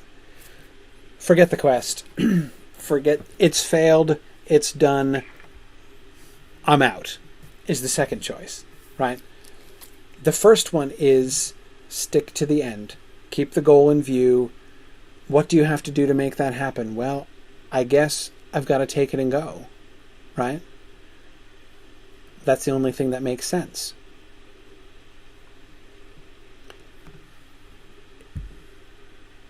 What he seems to be arguing here is not that the ends were wrong, but the means were wrong. Where did he go wrong? According to him here, would seem to be by doing the sensible thing, right? I mean, it made sense. He reasoned it all out, right? He talked it through. In that last paragraph, I'll go back here. That last "let me see now" paragraph, right? He thinks it all through. Okay, given that this is the end, what's the best way to get there? Well, I'll have to take it. What else can I do? If I stay here, that's obviously dumb, right? That's part of his reasoning. If we're found here, or Mr. Frodo's found, and the thing's on him, well, the enemy will get it, and that's the end of everybody, right? So, logically, the only way to pursue this, to achieve the end, is to take it and go. So that's what I should do. But the problem was, he says, in retrospect, that showed a failure of hope. And I knew it in my heart, he says. And I knew it in my heart. And your heart knew it. He says that twice, right? Deep down, he knew that he should stick with Mr. Frodo. He knew that it wasn't just a question of, I can't bear to leave his body. I can't bear to go on without him. I shouldn't put myself forward. But that his job, whatever in the big picture, whatever role his service of Mr. Frodo is supposed to serve, whatever ends are in the end brought about by it, what his job was, the job he is supposed to see through, is never leaving his master, always sticking with Frodo. This, of course, coming back to Luke's point about the parallels at the end of the three books. This is what we see at the end of the Fellowship of the Ring. It's what we see at the end of the Two Towers, right? Never leave your master, never, never. May I be forgiven. Forgiven for doing the wise thing, or the apparently wise thing, instead of the foolish thing. You could say, in a sense, he does, in the first instance, what Aragorn chose not to do, right? Again, the straight road of the quest for Aragorn is to go after Frodo. We talked about that, right? Obviously, the smart thing to do. Sorry, Merry and Pippin. It's been nice, but I've got to, No. He doesn't do that. Instead, he does the other thing. He follows what his heart speaks clearly to him at last. Aragorn's heart. Remember, he uses that same language. Sam's heart got all confused.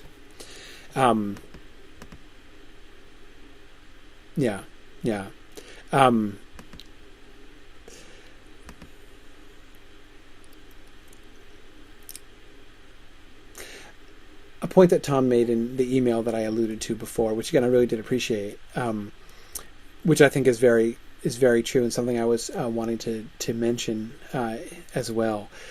Remember that this chapter is called The Choices of Master Samwise. It's plural, right? There's more than one choice.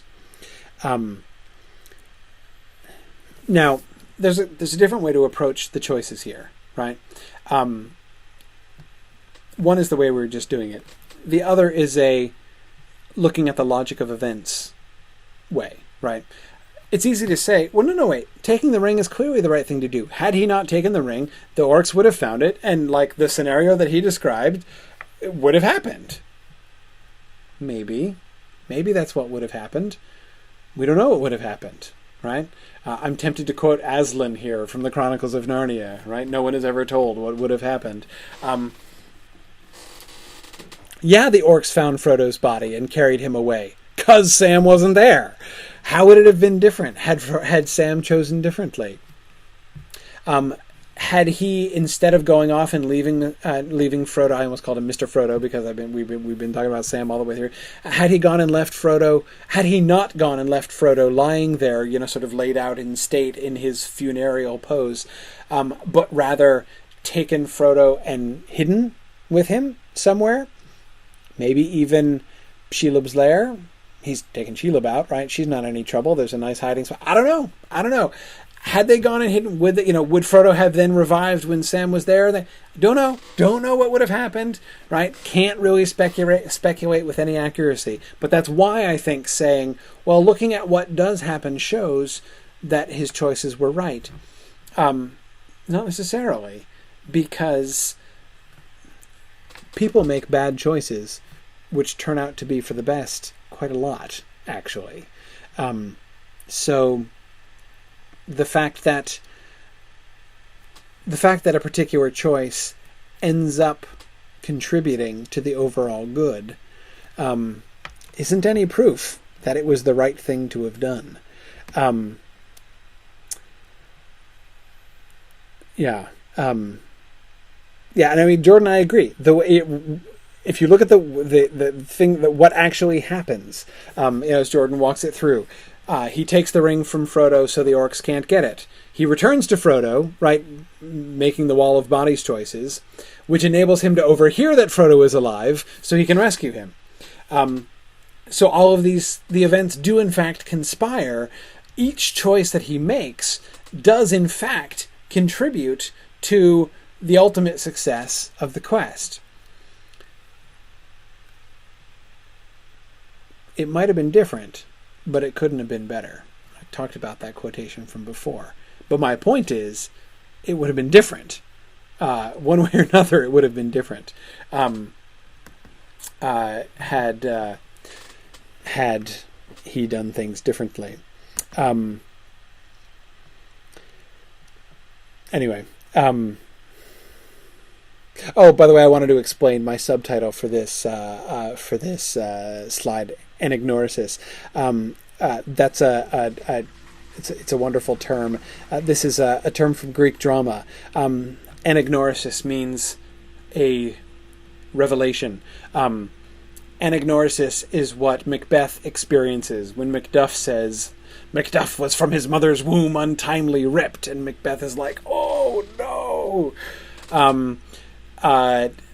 Anagnorisis is what happens when Oedipus realizes that Jocasta is his mom, and it is all confirmed that he is in fact the slayer of Laius, his own father.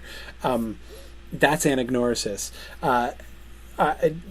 My labeling of this moment, anagnorisis, is a little bit of a joke. Sam isn't Oedipus, he's not Macbeth, but the effect that it has on Sam is very similar. That whole realization of something that turns your world upside down.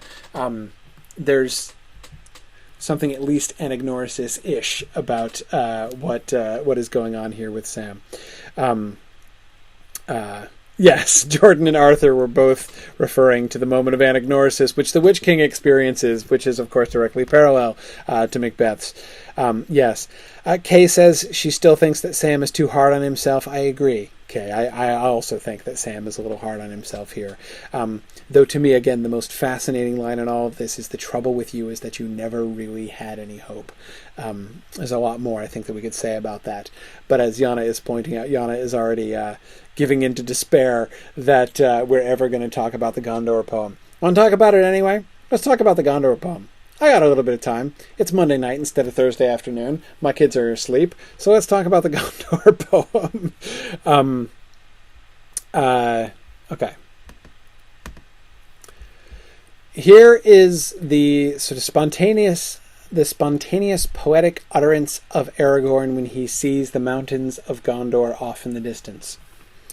Gondor, Gondor, between the mountains and the sea, west wind blew there, the light upon the silver tree fell like bright rain in gardens of the kings of old.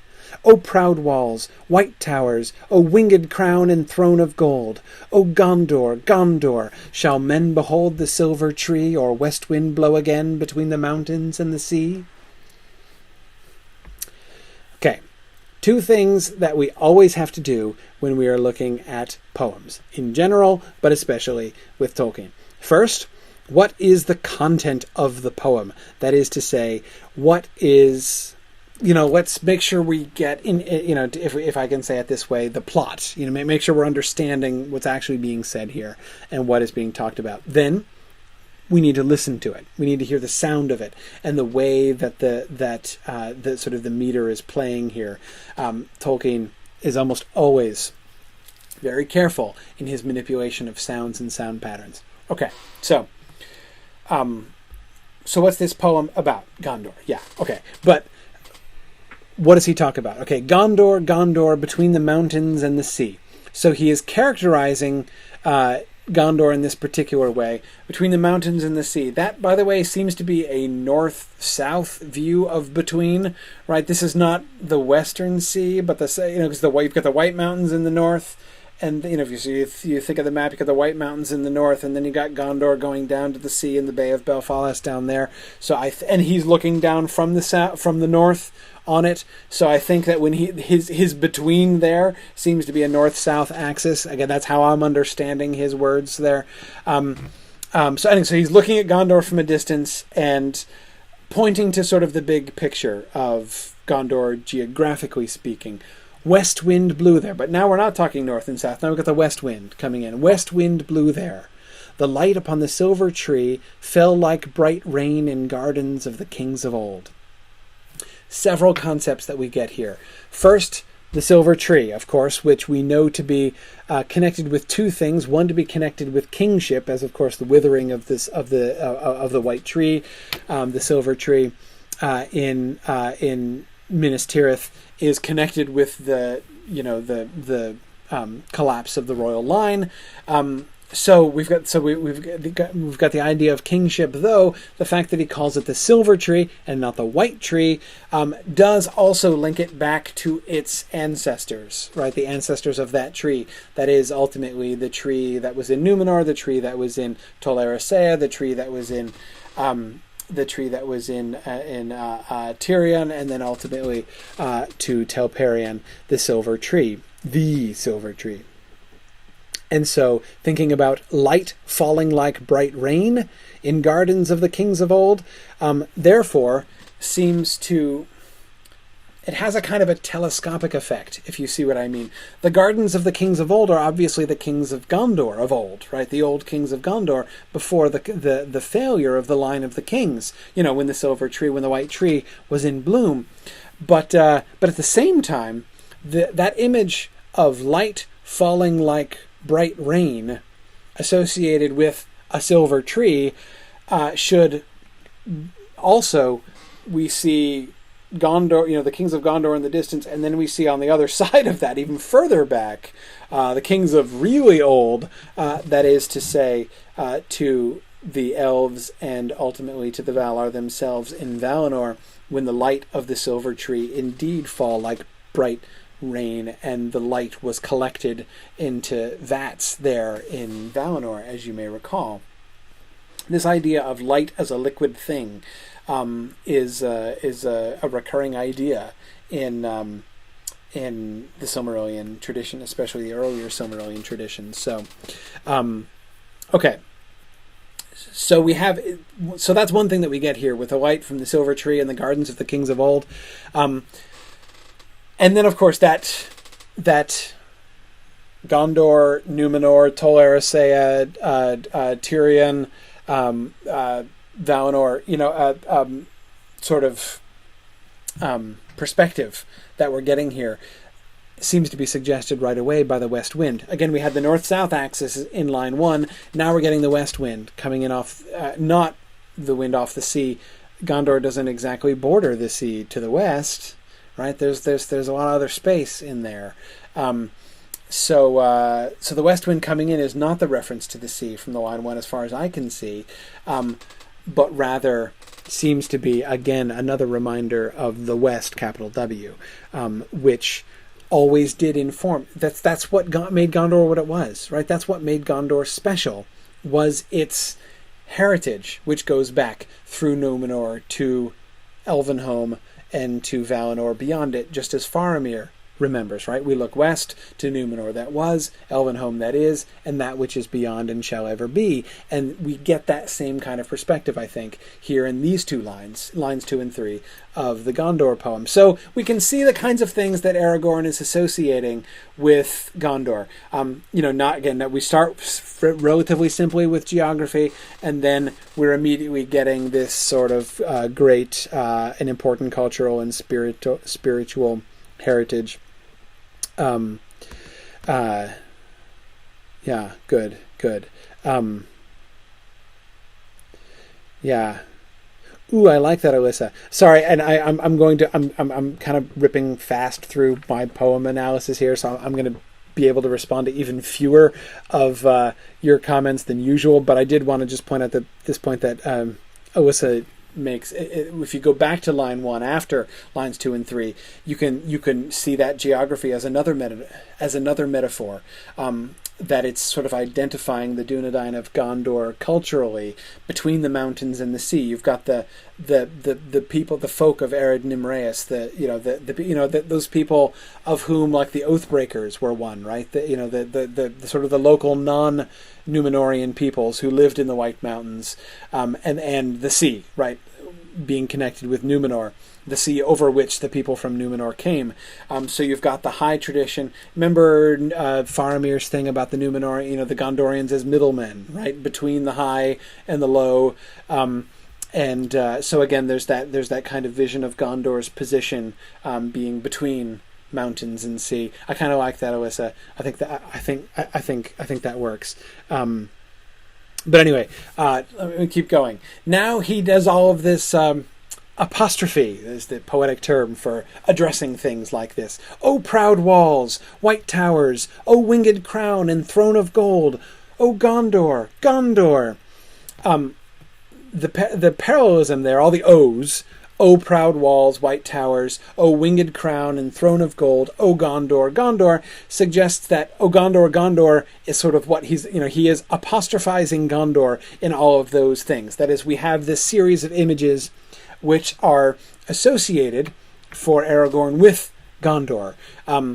Proud walls, white towers, winged crown, and throne of gold. So we have two things which emphasize the strength of Gondor's cities and buildings, and we've had lots of, we had Orthanc, right, and how Orthanc couldn't be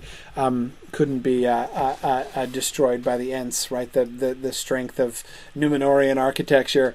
So O proud walls, white towers, O winged crown and throne of gold. Now, again, even more explicitly than before, this concept of the kingship of Gondor. But again, notice it's the tokens of kingship, it's the symbols of kingship, winged crown and throne of gold. The winged crown, which is currently sitting on its own, and the throne of gold, which is currently sitting empty, right? So you've got the proud walls and white towers, but there's no king within them. So he sees the tradition, he sees the place, the important place of Gondor, and yet it's empty. It's lacking that final connection. It's lacking its king. It needs its king. And I I do not think that this is simply Aragorn puffing himself up, right? Oh Gondor, you need me, right? It's more than that. He is feeling the pull towards Gondor. He knows how important this is. Anyway, I'll go on. Gondor, Gondor, shall men behold the silver tree, or west wind blow again between the mountains and the sea? So he ends with two questions. We got lots of exclamation points, right? And then we get two questions. Well, okay, a compound question technically, but you see what I mean. Shall men behold the silver tree? Will the silver tree ever flower again? Shall men behold that? Or shall the west wind blow again between the mountains and the sea? Between the mountains and the sea, where Gondor is, shall the west wind ever blow again between those two? Again, that west wind that we had before. Will there ever be a renewing of this Númenórean, Elven, Homian, Valinorian spirit of Gondor?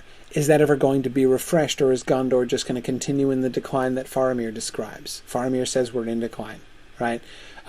Is that just going to carry on, or will there be a restoration of the silver tree, a return of the west wind blowing again between the mountains and the sea? And he leaves that question open. This is why it's those last two lines in particular, that lead me not to think, or rather leads me to think that an interpretation of those first four lines, which hears Aragorn as simply being pompous here, is certainly wrong. He is himself in doubt. He doesn't know if it's going to happen.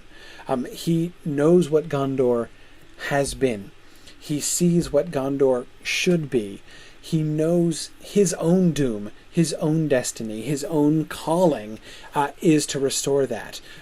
He should take up that winged crown and sit on that throne of gold, not because he longs for power and dominion, and that he's again, it's not a grandiose thing.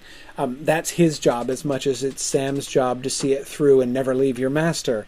And he doesn't know if it's going to happen. Remember, at this moment, he is seeing. He has just chosen. We talked about his choices back in Class 1. He has chosen not only, and we kind of got around to this eventually back in Class 1. Sorry, that it wasn't just the two choices: go with Frodo or chase Merry and Pippin. There were the three choices, right? Go with Frodo to Mordor, chase Merry and Pippin, or go south to Minas Tirith, which is what he really wants to do and what Boromir has laid it on him to do. And he chooses to go after Merry and Pippin, so he's turning away from Gondor. And he sees it from a distance, and this is him both recognizing that pull, recognizing that calling that he has towards Gondor, that vision of Gondor that is driving him on, but also turning away from it. And recognizing that since he is turning away from it, he's throwing it up in the air, right? I don't know if men will ever behold the silver tree. I don't know if the west wind will ever blow again between the mountains and the sea. I don't know if this is going to happen. This glimpse of Gondor that I'm having in the distance, I might never see it again. I'm now turning my back on Gondor, and it might never happen. Good, and now Alyssa is prompting me to move on to the sound. She asks, the enjambment of lines 2 and 3 is very prominent. Does it signal a jarring break or a hope for continuation? The enjambment, the way that lines 2 and 3 really, sort of just connect right through to each other. There's no break at the end of line 2. West wind blew there. The light upon the silver tree fell like bright rain in gardens of the kings of old. Yes, the one thing, obviously, Alyssa, one very simple thing to say about the enjambment of those lines is, that's why I talked about the two of them together as a unit, because the enjambment really, I think, insists on our reading those two things together. The other very significant piece of enjambment that we get is between the last two lines, right? Between lines 5 and 6. The enjambment is not as fluid. There is a pause. It's not really a break because it's a compound question, right? But there is a pause. Shall men behold the silver tree, or west wind blow again between the mountains and the sea? There's a connection there. There is enjambment there, but it's not quite as, the light upon the silver tree fell like bright rain. The connection between the subject and the verb of that sentence spans, right? The line break comes between subject and verb. That's pretty aggressive enjambment when that happens, right? Whereas it is that second one down in lines 5 and 6 is at a syntactic pause in that sentence. But again, it's still enjambed, much more so. If you look at the other three lines, we get 2 exclamation points and a period, right? We're definitely at ending points there. Now, listen again. Now that we've gone over a little bit of the content of it, just listen to the sound of it. Listen to the rhythm. Gondor, Gondor, between the mountains and the sea. West wind blew there. The light upon the silver tree fell like bright rain in the gardens of the kings of old. O proud walls, white towers, O winged crown and throne of gold, O Gondor, Gondor, shall men behold the silver tree, or west wind blow again between the mountains and the sea? Notice the changes in rhythm that happen throughout this poem. It's very irregular in its use of rhythm. You'll also notice that the length of the lines varies also. A lot of this poem, especially for the first 4.5 lines, is not iambic. It's trochaic. Technical poetic vocabulary. That means the basic poetic meter is in a 2-beat line. It's alternating stress and unstressed for the most part. It's not in a triplet beat.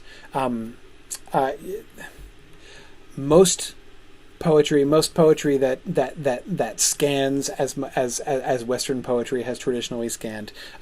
Most syllabic poetry like this either scans into 2-beat feet or 3-beat feet. To illustrate three. By the way, whenever I illustrate poetry, the clearest illustration of poetic meter is always Dr. Seuss, who is a genius of poetic meter. So if you think there are many Dr. Seuss books that are written in a 3-beat foot, such as the Sneetches, for instance. For the star-bellied Sneetches had bellies with stars, but the plain-bellied Sneetches had none upon theirs. Bum bum bum bum bum bum bum bum bum bum bum bum. You hear the 3 beats, right? The Grinch That Stole Christmas, too, that's in the same anapestic meter with the 3 beats.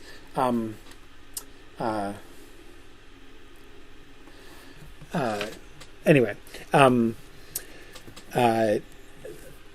or it alternates in 2 beats. Do you like green eggs and ham? I do not like them, Sam. I am. I would not, could not in a boat. I would not, could not with a goat. Bum bum bum bum bum bum bum bum. That's iambic. Unstressed, stressed, unstressed, stressed. Trochaic meter is in 2 beats like that, but it has the stress at the beginning. So instead of bum bum bum bum bum bum bum bum, it goes bum bum bum bum bum bum bum bum. In case you're wondering if there's a Dr. Seuss book that's written in trochaic meter, of course there is. There's a Walk It in My Pocket is written in trochaic meter. Have you ever had the feeling there's a wasket in your basket, or a nook, or a neuro in your bureau, or a walk it in your pocket? That's trochaic meter. Now, sorry, Luke has just arrived in time for the Dr. Seuss segment. Yes, it's poetry time. So, okay. I say all this to set up my observation that the first few lines of this poem are predominantly trochaic. Gondor, Gondor. The stress at the beginning. It's alternating unstressed, stressed. It's clearly 2 beats. Gondor, Gondor, between the mountains and the sea. West wind blew there. And what just happened there? West wind blew there? It doesn't really alternate at all. That is what in technical poetic language we call spondi. That is several equally stressed syllables all kind of slapped in there together. West wind blew there. The light upon the silver tree fell like bright rain in gardens of the kings of old. That third line barely scans at all. Doesn't it sound almost like prose? Fell like bright rain in gardens of the kings of old. There's a little bit of rhythm there, but it's kind of erratic. It's not very... Again, contrast. Fell like bright rain in gardens of the kings of old with, or west wind blow again between the mountains and the sea. You hear it? The last line of this poem is mellifluous in its rhythm. It is almost perfectly regular. Or west wind blow again between the mountains and the sea. Shall men behold the silver tree? That is absolutely perfect. Shall men behold the silver tree? Perfect iambic meter with shall men behold the silver tree. Fell like bright rain in gardens of the kings of old. Scans erratically, poorly. O proud walls, white towers, O winged crown and throne of gold, has again that trochaic feel, with the stress at the beginning of the syllables. Fell like bright rain in... O proud walls, white towers, O winged crown and throne of gold, O Gondor, Gondor. Shall men behold the silver tree, or west wind blow again between the mountains and the sea? That shift from this explosive trochaic rhythm. Oh, proud walls, white towers, with the emphasis of all those exclamation points, right? 4 exclamation points in a line and a half. 3 O's in a line and a half, right? And all that. Proud walls, white towers, winged crown, Gondor, Gondor, stressing at the beginning of the line, and then shall men behold the silver tree, or west wind blow again between the mountains and the sea? I don't know if we read too much into the shift in meter, but certainly, I think you can read too much into it, and I'm usually inclined to do so. But at the same time, I do think that this, at the very least, what we can say is that it is. At the very least, what we can say is that there's a significant shift. That this shows us a different atmosphere of those last few lines. I think even the irregularity of the light upon the silver tree fell like bright rain in gardens of the kings of old. It's interesting, and that's sort of looking back at the past. There, I am tempted to say that those lines are like, he's talking about Gondor and how Gondor has decreased. The decline of Gondor. And our poem is declining from its structure here. It's falling, just as the Gondorians have ceased to become high anymore, our verse has almost ceased to become poetry and become prose. We go back into poetic apostrophe in that, that sort of staccato, trochaic sound, but then we slide into that much more musical, much more rhythmic, much more forward-moving. Shall men behold the silver tree? Now we're not looking back at the past anymore, from which we've declined, nor is he contemplating the present, because we could do it chronologically too, right? The past of Gondor, the present of Gondor, proud walls, white towers, winged crown, and thorn of gold, all empty of kingship, but anyway, then to future. Shall men behold the silver tree, or west wind blow again between the mountains and the sea? That vision of the future, which is beautiful, which is harmonious, bringing all of these things back together, the men, the tree, the west wind, the mountains and the sea, all joined together in this beautiful harmony, which sort of moves you along, with it towards the future in this beautiful rhythm, which is so characteristic of quite regular iambic meter. I think it's pretty cool. For myself, I am inclined to read quite a bit into the shifts in the sounds of this poem, because of the way it maps on to that past, present, future thing. And anyway, I think that this is a poem that I would actually kind of point to as one illustration. The "Where Now the Horse and the Rider" poem that we looked at before, the one we actually did get to back in this class, this first class, from which I have copied this PowerPoint slide. That poem also illustrates, as we talked about a little bit, how Tolkien uses the sound of the verse to kind of point to and give us cues to the content. It really kind of goes hand in hand with the content, different ways in which Tolkien is kind of getting at the meaning of the poem. But anyway, I think that this poem does that very strongly. So thank you for your patience with me getting into English teacher lecture mode here on poetry. I'm sure you all know how much I love talking about poetry, so thank you for indulging me, and thank you, Jana, for giving me the prompt to go back and do that again. Now, many of you have asked questions, have either sent me questions by email or proposed questions before. We will meet again on Thursday according to the regular schedule. I think, by the way, from now on, this was kind of our pilot Mythgard Academy class. This one doesn't count towards the fundraiser. I'm just kind of doing this one for free to sort of remind people of what these free classes, to kind of give people an example to be able to see what these classes, that I'm talking about, that I'm proposing in the Mythgard Academy are like. Anyway, so as I said, this class is kind of a pilot class. One thing I think I'm going to do differently moving forward, I'm going to pull back. Instead of doing 2 sessions a week, I'm going to do 1 session a week when we come back and we start doing the rest of the Mythgard Academy classes for this coming year, because I think that it's been a little bit too much for some people to keep up with, especially since our class sessions are long.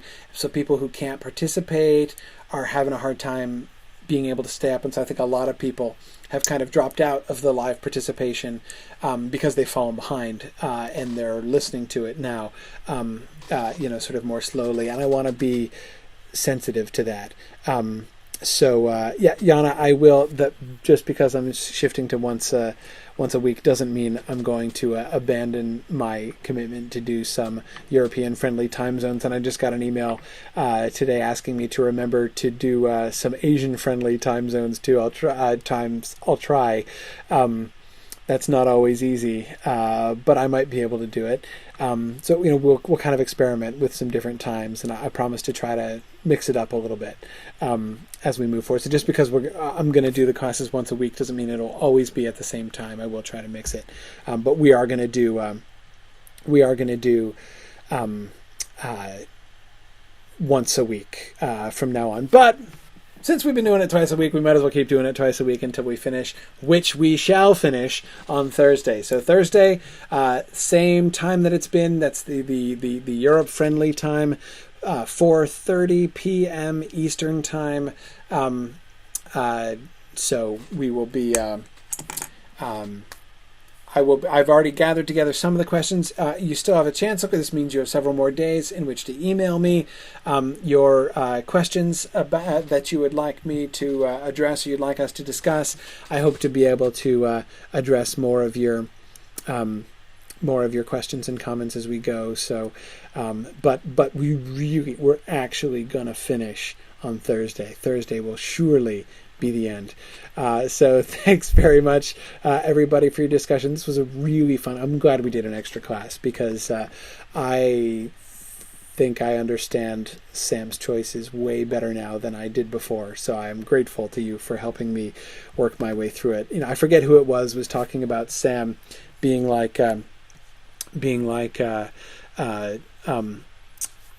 Butterbur and seeing through a brick wall in time, but really needing to work it through. I feel exactly the same way. I am totally like Butterbur in that way. I don't always actually succeed in seeing through the brick wall, but it always takes me time, whether I do or not. So working through it together with you guys helps me to understand this stuff way better than I ever do, even after I've done my rereading and my prep and thinking, in preparation for class. I always come out of the class having learned much more than I came into it with. So anyway, thank you guys again for joining with me in this little adventure tonight. So See you guys on Thursday afternoon. Bye now.